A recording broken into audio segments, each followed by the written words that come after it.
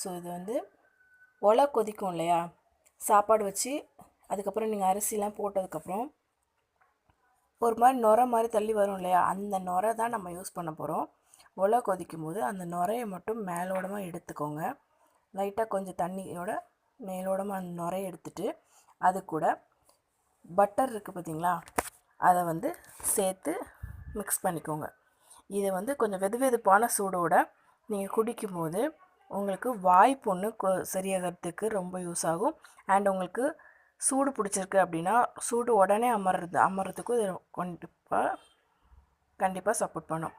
And இதை குடிக்கிறதுனால உங்களுக்கு வயிற்று புண்ணும் ஆறுறதுக்கு நிறைய வாய்ப்பு இருக்குது. உங்களுக்கு வயிற்றில் புண்ணு ஆறிடுச்சு அப்படின்னாலே உங்களுக்கு வந்து வாயில் எந்த பிரச்சனையுமே ஏற்படாது.